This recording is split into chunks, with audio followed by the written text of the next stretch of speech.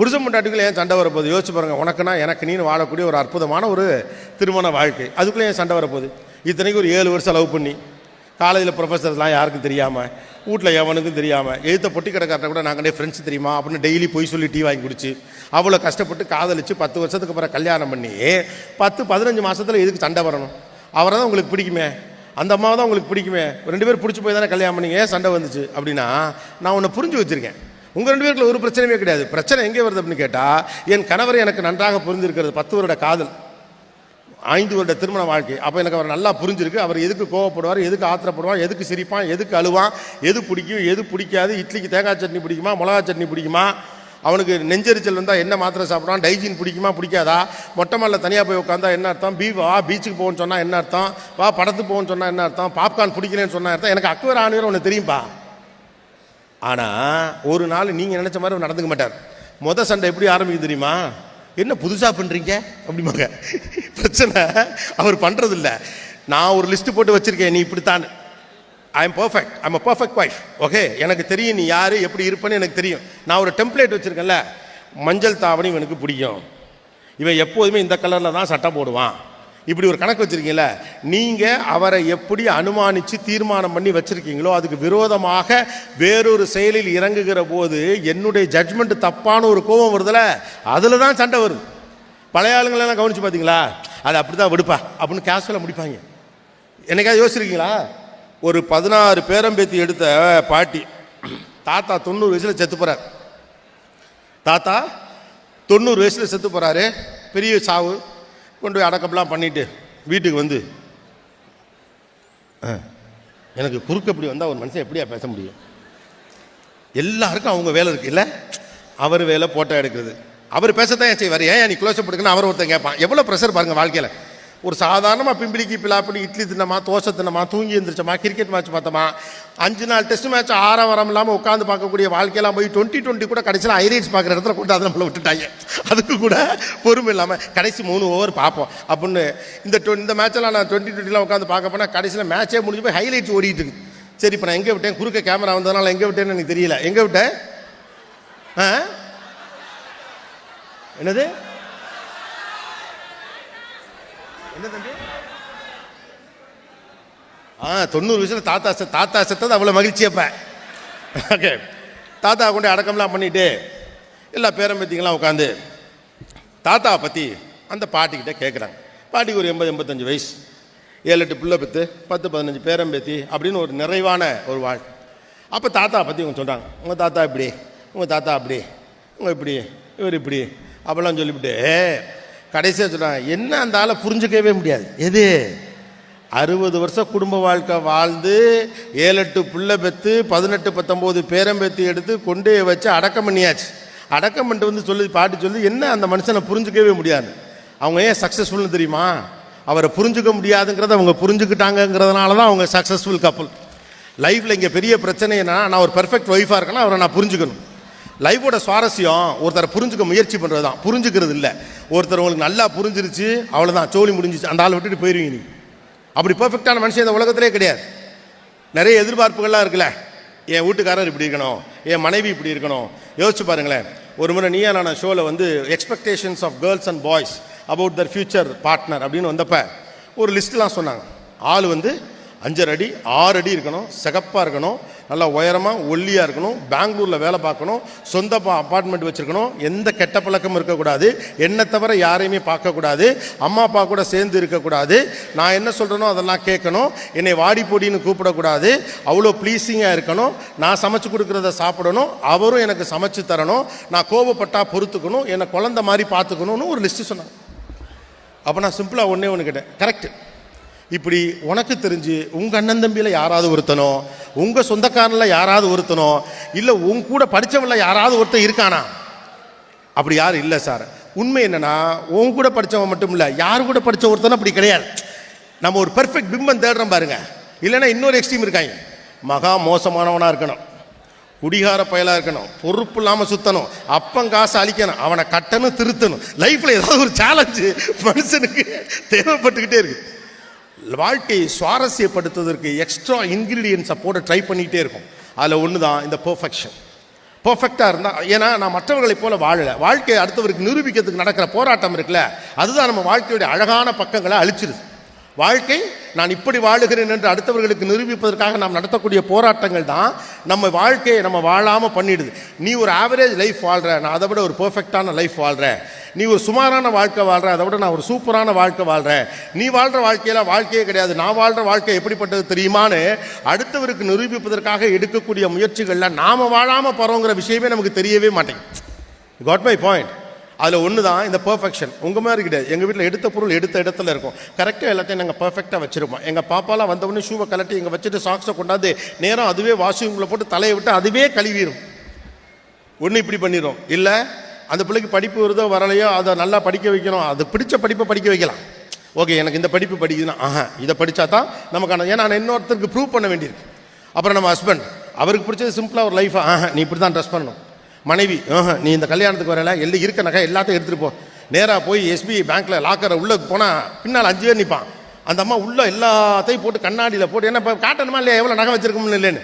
அப்போ கடைசி வரைக்கும் நம்முடைய வாழ்க்கை எதற்கானதாக இருக்கிறது? யாரோ ஒருவருக்கு நான் யார் என்று காட்டுவதற்கானதாக இருக்கிறது. when you are trying to express who you are to others, you will not express your inner self. நீங்கள் அடுத்தவர்களுக்கு உங்களை காட்ட முனைகிற போது நடக்கக்கூடிய பெரும் ஆபத்து என்னன்னா, நீங்கள் உங்களுக்கு உங்களை காட்டிக்கொள்வதற்கான வாய்ப்பு இல்லாமல் போகிறது.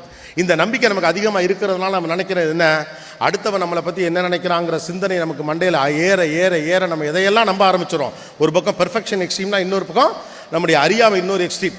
அடுத்தவர்களுடைய முடிவுகளை பொறுத்து தான் நம்முடைய வாழ்க்கை மீது நினைக்கிறோம். நான் நல்லா இருக்கக்கூடாதுன்னு இவங்க நினைக்கிறாங்க, அதனால தான் நான் நல்லா இல்லை.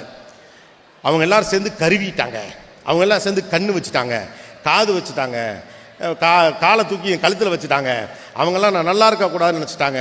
ஆக்சுவலாக ஒன்று மட்டும் சொல்கிறேன், அடுத்தவன் நீங்கள் நல்லா இருக்கக்கூடாதுன்னு நினைக்கிறதுனால நீங்கள் நல்லா இல்லாமலாம் போகவே முடியாது. உங்களை பற்றி அதிகமாக சிந்திப்பது நீங்கள் தான். ரைட்டா? அடுத்தவன் சொல்கிறதெல்லாம் அப்புறம் இருக்கட்டும். அடுத்தவன் உங்களை பற்றி என்ன இமேஜ் வச்சுருக்காங்களா அப்புறம் இருக்கட்டும். உங்களை பற்றி நீங்கள் என்ன இமேஜ் வச்சுருக்கிறீங்க?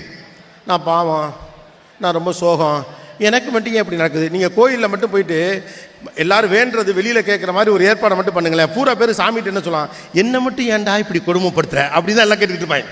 எல்லாம் நம்ம என்ன நினைக்கிறோம், எல்லா பிரச்சனையும் நமக்கு மட்டுமே நடக்குது அப்படின்னு நினச்சிக்கிட்டு இருக்கோம். எல்லாருக்கும் எல்லா பிரச்சனையும் நடக்குது, எல்லாருக்கும் எல்லா பிரச்சனையும் நடக்குது. கடவுள் மட்டும் டக்குன்னு அவரை மைக்கை பிடிச்சி பேசுகிற கண்டிஷன் வச்சுக்கலாம். டே பூரா பேர் ஒரே டிசைனில் வேண்டாதுங்கடா, வெறுப்பாக இருக்குடா, மாற்றி மாற்றி வேண்டுங்கடா அப்படிங்கிற லெவலில் இருக்கும். கடவுளை என்ன மட்டும் ஏன் சோதிக்கிறேன், கடவுளை என்ன மட்டும் ஏன் சோதிக்கிறேன்? அப்போ நம்ம நினைக்கிறோம் நமக்கு நடக்கக்கூடிய எல்லா விஷயங்களும் அடுத்தவர்களால் நடக்குதுன்னு. கிடையாது. அடுத்தவர்களுடைய எண்ணம் உங்களை சீரழித்து விடும் என்று நீங்கள் நம்புகிறீர்கள்னா, அந்த அம்மா கண்ணு வச்சிச்சு உருப்படாது அப்படின்னு நீங்கள் சொல்கிறீங்க, அது வாய் வச்சிருச்சுல நடக்காது அப்படின்னு சொல்கிறீங்க. நம்ம நல்லா அப்படியே ஊற்று பார்த்துட்டு போச்சு, வரையில இடிச்சு கால் இடறிடுச்சு அப்படிங்கிறீங்கல்ல. அடுத்தவர்களுடைய எண்ணமே உங்களை கொன்றுவிடும் என்று நீங்கள் நம்புவது உண்மையாக இருந்தால், அடுத்தவர்களுடைய சிந்தனைகளே உங்களுடைய வளர்ச்சியை தடுத்து விடும் என்று நீங்கள் நம்புவது உண்மையாக இருந்தால், உங்கள் சிந்தனை உங்கள் வளர்ச்சியை எந்த அளவுக்கு கெடுத்து விடுங்கிறதை நீங்கள் புரிஞ்சுக்கணுமா இல்லையா? நீங்கள் சரின்னு நினச்சாலும் சரி, தப்புன்னு நினச்சாலும் சரி, நீங்கள் என்ன நினைக்கிறீங்களோ அதுதான் சரி. ஏன்னா நீங்கள் நினைக்கிறது தான் நடக்கும். The most powerful thing is not somebody's thoughts, that is your inner thoughts. நாம் பெரும்பாலும் நம்ம இன்னர் தாட்ஸை பற்றி கவலைப்படுறதே கிடையாது. அதை கண்டமேனிக்கு வச்சுக்கிறது. என் வாழ்க்கை எப்படி போகுது, எவ்வளவு நல்ல வாழ்க்கை கிடைச்சாலும் அனுபவிக்கலாம் இல்லை. நம்மளுக்கு அனுபவிக்கிறது ஒரு பயம். அதான் நான் சொல்ல, நம்ம வாழாமல் வாழுவதற்கு பேர் வாழ்க்கை என்று ஒன்று வச்சுருக்கோம். ஆனால் பயங்கரமான தத்துவங்கள்லாம் வச்சுருக்கோம். நமக்கு வாழ்க்கையை பற்றி ஏகப்பட்ட கற்பிதங்கள்லாம் உண்டு. தினந்தோறும் காலையில் வாட்ஸ்அப்பில் வாழ்க்கைனா என்னென்னு தெரியுமான்னு ஒரு தத்துவம் வந்தால் அது ரோசாப்பூ படம் போட்டு லைக்கு போட்டு அனுப்புறது. ஆனால் வாழ்க்கைனா என்ன நம்ம புரிஞ்சுக்கிறதே கிடையாது. வாழ்க்கைங்கிற ஒரு டெம்ப்ளேட் இல்லை. உங்கள் வாழ்க்கை வேறு, என் வாழ்க்கை வேறு. இப்போ கூட நீங்கள் கேட்டிங்கல்ல, இவர் கோட்டு போட்டு வரலையா, ஒவ்வொருத்தருக்கும் அடுத்த ஒரு வாழ்க்கை குறித்து ஒரு கற்பிதம் இருக்குது. கோபிநாத் தூங்கும் போது கூட கோட்டு போட்டு தான் தூங்குவார் நம்புறவங்களாம் இருக்க வாய்ப்பு இருக்குது. அவர் வீட்டில் வந்து ஒரு ரேக் இருக்கும், அதை திறந்தீங்கன்னா பச்சல், ப்ளூ, மஞ்சள், சிகப்பு, வானவெளியில் இருக்கும் 7, 6 என்னது எத்தனை நேரம் இருக்குது தெரியல, அவ்வளவு கலரில் அவர் கோட்டு வச்சுருப்பார். எங்கிட்ட சொந்தமாக ஒரு கோட்டு கூட இல்லைங்கிறது யாருக்குமே தெரியுமா? எங்கிட்ட இருக்க ஒரு கோட்டு கூட என்கிட்ட கோட்டே இல்லை. தமிழ்நாட்டில் கல்யாணத்துக்கு கோட்டு போடாத ஒரே ஆள் நான் தான். நான் கல்யாணத்துக்கே கோட்டு போடல. அப்போ வாழ்க்கை குறித்து சில கற்பிதங்கள் இருக்குது. அடுத்தவன் எப்படி வாழ்கிறாங்கிற பாதி நேரம் அதில் போயிடுது. அடுத்தவன் என் வாழ்க்கை குறித்து என்ன நினைப்பாங்கிற கற்பனையில் பாதி நேரம் போயிடுது. இந்த life is so simple, just enjoy, just go with the flow that you guys are doing bet. நல்லா தான் பண்ணிட்டு இருக்கோம். நம்ம எல்லாரையும் ஒரு கில்ட்டுக்குள்ளே இந்த உலகம் தள்ளிக்கிட்டே இருக்குது. உலகத்தின் ஆகப்பெரிய அரசியல் என்பது என்னன்னா, உங்களை ஒரு குற்ற உணர்விலே வைத்திருப்பது. நிறுவனங்கள் உங்களை குற்ற உணர்விலே வச்சிருக்கும், கம்பெனிகள் உங்களை குற்ற உணர்விலே வச்சிருக்கும். ஏன் அப்படின்னு கேட்டால், அப்போ தான் அதை மார்க்கெட் பண்ண முடியும். You are not a good mom, you are not a good wife, you are not a good father, you are not a good student, you are not a good guy, you are not a good person அப்படின்னு உங்களை சொல்லிகிட்டே இருக்க. அப்போ நீங்கள் கில்ட்டில் இருப்பீங்க. ஒரு குற்ற உணர்வில் இருக்கவன் தப்பிக்கத்தான் பார்ப்பான், சாதிக்கன்னு நினைக்கவே மாட்டான். We are good people. முதல்ல நம்புங்க. நம்ம அடுத்தவனையெல்லாம் கெட்டவன் நினைக்கிற ஆரம்பிச்சிட்டோம்னாவே நம்ம என்ன நினைக்க ஆரம்பிச்சிட்டோம், நான் கெட்டவன் நினைக்க ஆரம்பிச்சிட்டோம். அடுத்த எல்லாரும் ஏன் கெட்டவன் நினைக்கிறோம், அவன்லாம் கெட்டவன் இருக்கான், அதனால தான் நானும் கெட்டவனாக இருக்கேன் அப்படின்னு என்னை சமாதானப்படுத்திக்கிறதுக்கான முதல் முயற்சியில் தான் எல்லாரும் நம்ம தப்பாக பார்க்குறோம். முதல்ல இந்த கில்ட்லேருந்து வெளியில் வாங்க. Come out from the guilt. Life is so simple, don't complicate it. லைஃபுங்கிறது ரொம்ப சிம்பிளான ஈஸியான விஷயம். மனுஷன் அதை காம்ப்ளிகேட் பண்ணுறதுக்கு தான் அவ்வளோ கஷ்டப்படுறான். அதனால தான் ஹாப்பினஸை பார்த்தா அவ்வளோ பயம். இவ்வளோ கஷ்டப்படுறீங்க, சம்பாதிக்கிறீங்க, இதெல்லாம் பற்றி என்ன சொல்கிறீங்க? சந்தோஷமாக இருக்குன்னு தானே சொல்கிறீங்க. யாராவது சந்தோஷமாக இருக்கிறத பற்றி ஒரு கான்ஷியஸ்னஸோடு இருந்திருக்கமான்னு யோசிச்சு பாருங்க. பயத்தோடு தான் இருக்கும். ஒரு கல்யாண வீடு ரொம்ப நாள் கழிச்சு, ஏன் இப்போ இன்றைக்கே கூட நடக்க வாய்ப்பு இருக்கு, நான் சொல்கிற சம்பவம் ஒரு இடத்துல நடக்கும் பாருங்க. ஒரு கல்யாண வீடு அல்லது இந்த மாதிரி நண்பர்கள்லாம் சந்திக்கக்கூடிய இடத்துலையோ ஒரு 4 லேடிஸ் இல்லை 4 ஆண்கள் 5 பசங்க எல்லாம் சேர்ந்து பேசி சிரித்து என்னென்னமோ காசிப் கதைகள்லாம் பேசி அதெல்லாம் பண்ணி அப்படியே பயங்கரமாக சிரிப்பாங்க. அப்படியே சிரித்து முடிச்சு கண்ணுலேருந்து அப்படியே தண்ணி வரும். அந்த ஒரு ஆண்டி கண்ணெல்லாம் தொடச்சிட்டு சொல்லுவாங்க, ஐயோ அப்பா இன்னைக்கு இவ்வளோ சிரிச்சிட்டேன், நாளைக்கு என்ன போதோ தெரியலை அப்படிம்பாங்க. ஏன்னா இன்னைக்கு சிரிச்சா நாளைக்கு ஏதாவது ஆயிரும். நேற்று அழுதிங்களே, அப்போ நாளைக்கு சிரிப்போன்னு நினச்சிங்களா? லைஃப்பை ரொம்ப பிளான் பண்ணாதீங்க. You guys are trying to be expert in life, including me. ஒரு லைஃபோட எக்ஸ்பர்ட்டாக இருக்கணும்னு பார்க்குறோம். லைஃபோட சேர்ந்து வாழுங்க. அதுக்கு ஒரு நான் யூஎஸ்டிக் மைண்ட் இருக்கணும். லைஃப் அப்படி தான் இருக்கும், முன்ன பின்ன தான் இருக்கும், சில மனுஷன் அப்படி தான் இருக்கும் அப்படின்னு ஏற்றுக்கிட்டு போயிட்டே இருங்க. லைஃப்பில் நாளைக்கு கஷ்டம் தான் வரும்னு கவலைப்பட்டு வாழ்க்கையை காம்ப்ளிகேட் பண்ணிக்கிறத விட வந்தால் பார்த்துக்கலாம் நம்பிக்கையோட பொண்ணு இருக்குல்ல, அதுதான் சூப்பர் லைஃப். பெரிய அளவுக்கு திட்டமிடல் இல்லாமல் தன்னுடைய வாழ்க்கை குறித்த பயம் இல்லாமல் வாழ்ந்த நம்முடைய அப்பாக்களின் தலைமுறை அற்புதமான தலைமுறை. நீங்களாம் ஒரு பிள்ளை 2 பிள்ளை இல்லையா? இங்கேயே 5-6 அக்கா தங்கச்சியோட பிறந்தவங்களா இருப்பீங்கல்ல, 4-5 அண்ணன் தம்பி கூட பிறந்தவங்களா இருப்பீங்கல்ல. நம்ம அப்பாக்கெல்லாம் இப்படியா பயந்தாங்க? யோசிச்சு பாருங்க. அவங்க இவ்வளோ படிக்கலை, இவ்வளோ சம்பாதிக்கலை, இவ்வளோ வசதி வாய்ப்போடு இல்லை, இவ்வளோ எக்ஸ்போஷரும் இல்லை. ஆனால் அப்பாக்கள் ரொம்ப பயந்ததே கிடையாது. என் பிள்ளைகளை என்ன ஆயிருமோ அப்படின்னு நடுங்குனதே கிடையாது. 4-5 பிள்ளைங்க இருக்கும், சர்வசாதாரணமாக இன்ட்ரடியூஸ் பண்ணுவாங்க. இவன் மூத்தவன் நல்லா படிப்பான் பாரு, இவன் 2வது நல்லா விளையாடுவான் பாரு, 3வது ஒருத்தன் இவன் எதுக்குன்னே தெரியல அப்படிம்பார், 4வது இவன் வாத்தியாரை சண்டைக்கு போகிறாங்க, இவன் என்னங்க இப்படி பெரிய பிரச்சனைக்குள்ளே ஆளாக இருக்கான். சிம்பிளாக பார்ப்பார். 4 பேரில் ஒருத்தனை நல்லவன் ஒருத்தர் கெட்டவன்லாம் அவர் பார்க்க மாட்டார். 4 பிள்ளையும் பொழைச்சிக்கும்னு அவர் நம்புவார். நம்புங்க, இந்த லைஃப் அதுக்கான சோர்ஸஸ் எல்லாத்தையும் வச்சுருக்கோம். ஒரு சின்ன ஜாம் ஷாஷே பாக்கெட்டில் நம்ம வாழ்க்கை எப்படிங்கிறதுக்கு ஒரு சிம்பிள் எக்ஸாம்பிள் சொல்கிறேன். ஹோட்டலுக்கு நீங்கள் போகிறீங்கன்னு வச்சுங்களேன், அவன் சாப்பாடெல்லாம் கொண்டாந்து ஜாம் பாக்கெட் வைப்பான் ப்ரெட்டோட. அந்த ஜாம் பாக்கெட்டை கரெக்டாக பிரித்தவன் 1000ல் ஒருத்தன் கூட கிடையாது.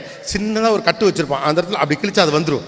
அதை இப்படி இழுத்து மூஞ்சியில் தெரிச்சு வெறியாகி, இவ்வளோ பெரிய கம்பெனிக்கானுக்கு அறிவில்லை, இது என்ன இப்படி வச்சுருக்கானு பாத்ரூமில் போயிட்டு குளிச்சுட்டு அதுக்கப்புறம் நடுவில் அந்த சோப்பை பிரிக்கிறதுக்கு அவங்க போராடுவோம் பாருங்க. ஒரு போராட்டம், வாயில் வச்சு கிழிச்சு வாயிலேருந்து ரத்தம் வந்து அந்த சோப்பு கீழே விழுந்து அது மேலே காலை வச்சு அதில் வலிக்கி விழுந்து அந்த கம்பெனிக்கான திட்டு 8500 ஹோட்டலில் ஒரு சோப்பு வைக்க வைக்கல, நீங்களாம் ஒரு ஆளாடான்னு இன்டர்காமில் கூப்பிட்டு இங்கிலீஷில் பேசி அதில் ஒரு இடத்துல வச்சுருக்கான், இப்படி நீ பிரித்தா வந்துருன்னு. நாம தான் எதையும் நம்பலை. இப்படி சோப்புக்கு கவர் போட்டவன் பிரிக்கிறதுக்கு ஒரு இடம் வச்சிருப்பான், நம்ம கவனிக்கலை. இப்படி ஒரு ஜாம் பாக்கெட்டு கொடுத்தவன் அந்த இடத்துல பிரிக்கிறதுக்கு ஒன்று வச்சிருப்பான், நம்ம கவனிக்கலை. வாழ்க்கையில் சின்ன சின்ன விஷயங்களை கவனிக்காமல் அதெல்லாம் ரொம்ப பெரிய விஷயம் நாமளாக தான் கற்பனை பண்ணிட்டு இருக்கோம். Just go with the flow. Life has its own structure. இந்த வாழ்க்கை அதற்கான எல்லா தரவுகளையும் உங்களுக்கு கொடுத்துருக்கிறது. நீங்கள் தந்தையான பிறகு தந்தையாக பிஹேவ் பண்ணுறதுக்கான அறிவு அது உங்களுக்கு இயல்பாகவே கொடுத்துரும். ஒரு அம்மாவான பிறகு அம்மாவாகிறதுக்கான தகுதி அது இயல்பாகவே கொடுத்துரும். ஒரு ஆஃபீஸ்க்கு நீங்கள் போன பிறகு அதுக்கான டெக்கோரம் ப்ளஸ் செட் ஆகிற அறிவு உங்களுக்கு அது இயல்பாகவே கொடுத்துரும். அது நமக்கு இயல்பாக கிடைக்காது, நீங்களாகவே நம்பிக்கிட்டே இருக்கீங்க. உங்கள் அம்மாலாம் வந்து சொல்லலை. எத்தனை பேர் நீங்கள் காலேஜ் படிக்கல உங்கள் அம்மாலாம் சொல்லியிருப்பாங்க, நீ போகிற இடத்துல என்ன பண்ண போறியோ, ஓ மாமியாக்காரி வாயிலே குத்துவா பாரு, என்ன புள்ள வளர்த்துருக்கேன்னு என்ன தான் அசிங்கமாக பேசுவாங்கன்னு. ஆனால் அதுக்கப்புறம் கல்யாணம் பண்ணி 1 வருஷம் 1.5 வருஷத்தில் உங்கள் அம்மா உங்கள்கிட்ட சொல்லலையா உங்கள் பெருமையா, என் மகளா இப்படி குடும்பம் உண்டான்னு எனக்கு ஆச்சரியமாக இருக்குன்னு சொல்லலை?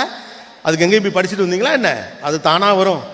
ஊர் சுற்றிக்கு தெரிஞ்ச போய் அவன் என்னடா சாயந்தரம் 6 மணி ஆனால் கிளம்பி புல்ல அழுகும்ட்டு வீட்டுக்கு போயிடுறான், அவன் பாட்டுக்கு வர்றான் போகிறான், ஆச்சரியமாக இருக்கும். நண்பனை பற்றி பேசுகிறீங்களே, எப்படி நடந்தான்? வாழ்க்கை அதுக்கான எல்லா சுவிட்சையும் வச்சுருக்கு. அந்த இடத்துல சின்னதாக ஒரு கேப் வச்சுருக்கோம், அதாவது அவனுக்கு புரிய வச்சிரும். அந்த சோப்பு பாக்ஸ் எப்படி கிளிக்கிறதுக்கு தெரிய வச்சிரும், ஷாம்பு பாட்டில் எப்படி ஓப்பன் பண்ணணும்னு அதுக்கு தெரிய வச்சிரும், பாத்ரூமில் குளிக்கல வலிக்கு விழுகாமல் குளிக்கிறது எப்படின்னு அதுக்கு தெரிய வச்சிரும். அப்பா ஆன பிறகு அப்பான்னு ஒரு புத்தி அதுவாகவே வந்துடும். அம்மா ஆன பிறகு அம்மாங்கிற புத்தி அதுவாகவே வந்துடும். ஒரு வேலைக்கு போன பிறகு பொறுப்பு தானாகவே வந்துடும். அதுக்கான தகுதி உங்களுக்கு இல்லை. நம்ம பயங்கரமான சூப்பர் டூப்பர் லைஃப் வாழலாம் வாழாய் 5000 life is so simple. It's பிம்பிலிக்கி பிளாகி. Don't complicate it. The one message I just wanted to share you people, give value to your emotions, respect your values, believe in people, believe in the structure of life. Don't try to complicate, don't try to be perfect, just go with the flow. சந்தன காற்று நம் ஜன்னலில் வீசட்டும், சரித்திரம் நாளை நம் சாதனை பேசட்டும். நன்றி, வணக்கம்.